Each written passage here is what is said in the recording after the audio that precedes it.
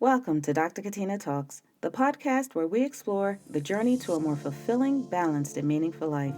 I'm your host, Dr. Katina, and I'm here to share stories, insights, and strategies that encourage you to live life more authentically.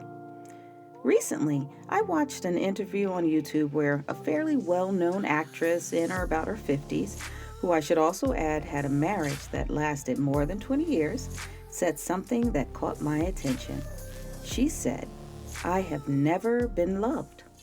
My curiosity led me straight to the comments where I realized that this actress was not alone in her feelings of never being loved. Interestingly, many people responded by saying the same thing. I feel that way. I've never been loved either. When I hear comments like these, I do not rush to challenge them or insert my own thoughts, feelings, or experiences into another person's reality. Doing that can be invalidating and biased. What my work in relational consulting and counseling has taught me is this: feeling unloved is real. If that woman were sitting on the couch in my office, I would begin helping her examine that sentence more closely, not to dismiss it, but to understand what might be underneath it. As a social psychologist and licensed therapist, I have learned that statements like that often contain a deeper story because love means different things to different people. So, instead of debating the sentence, I would begin with a few questions. And today, I want to share 5 of those questions with you. 1. Define what love means to you. The first question I would ask her is simple: what does love mean to you? Not the word, the experience. What does love actually feel like? Many people want love, but very few people have ever defined it clearly. For some, love is passion. For others, it is intensity or pursuit. Some define love through stability, providing, or protection. But the kind of love that is often felt and received well begins with emotional safety. When emotional safety is present, closeness develops. And from closeness, intimacy grows. Without that emotional safety, people can make genuine efforts and the relationship can still feel empty. In those situations, a person may conclude they have never been loved.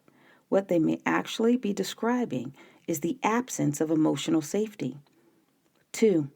Examine what you prioritized when choosing a partner. The second question I would ask is this: when you look back at the people you chose, what were you prioritizing? People do not choose randomly. From a social psychology perspective, individuals tend to choose partners who represent something valuable within their environment. It could be security, stability, status, protection, excitement, or physical attraction. Different people prioritize different things. Sometimes someone chooses a partner who satisfies one important need while quietly hoping that partner will meet another need later. A person may choose stability and hope passion grows. Another may choose excitement and hope safety develops. Another may choose status and hope emotional closeness eventually follows. But when that second need is never fulfilled, the relationship begins to feel incomplete. Over time, the story becomes very simple. I have never been loved. But the reality is often more complex than that because many people were not necessarily choosing someone who knew how to love them well. They were choosing someone who satisfied the priorities that felt most important at the time. And those priorities often come from our environment, our upbringing, our fears, or what we believed we needed in order to feel safe in the world. That is why the question matters. Not simply, did they love me, but what was I prioritizing when I chose them? Because the moment you understand the priorities behind your choices, you begin to see your relational patterns more clearly. And that is exactly the work inside my guided journal, Love by Dr. Katina. The journal walks you through examining the patterns behind the people you chose, the needs you were trying to satisfy, and the hopes you carried into those relationships. because once you understand why you chose the people you chose, you begin choosing differently, and that is where real change begins. 3. Pay attention to patterns and familiarity. Let me share an observation that many people realize only after several relationships. The next question I would ask concerns patterns.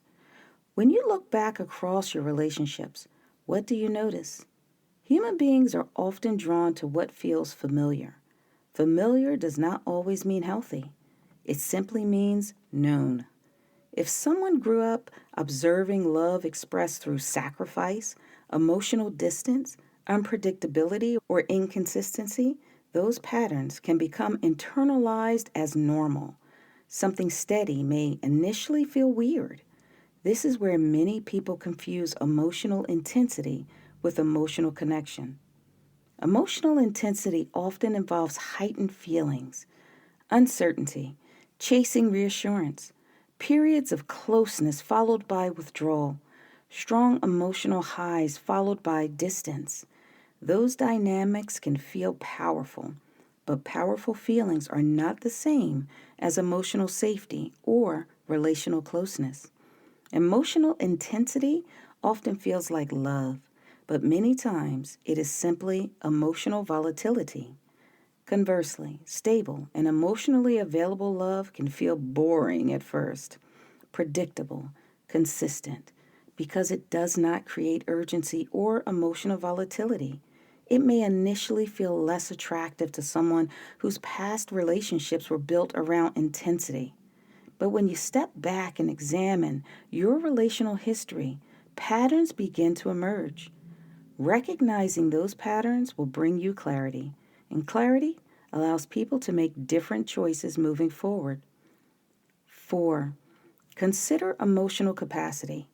Another question I would ask concerns the emotional capacity of the people you chose. Some people loved you the best way they knew how. They may have offered loyalty. They may have offered reliability. They may have offered physical presence. Those are meaningful forms of care, but emotional intimacy requires additional abilities. The ability to recognize one's own emotions, the ability to be vulnerable, the ability to communicate openly, the ability to repair after conflict. These abilities are emotional skills that develop over time through experience, modeling, and self awareness, and not everyone develops them. A person may care about you and still lack the emotional capacity required for closeness.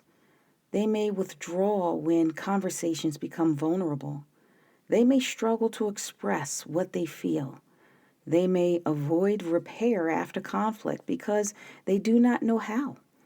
When those abilities are limited, the relationship can begin to feel incomplete, even when the intentions were sincere. What many people experience in those moments is not necessarily the absence of love. It is a deficit between what one partner is able to give emotionally and what the other partner requires in order to feel connected. You can think of it the way we think about finances. If the money in your bank account does not cover the bills that are due, a deficit exists. The issue is not whether money exists. The issue is that what is available does not meet what is required. Relationships can work the same way.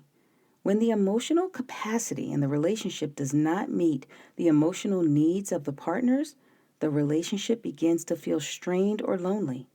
Recognizing that difference often brings clarity because it allows people to understand that the pain they experience was not always about whether love existed. Sometimes it was about whether the relationship had the emotional capacity required for closeness. And 5, examine what you believe you deserve.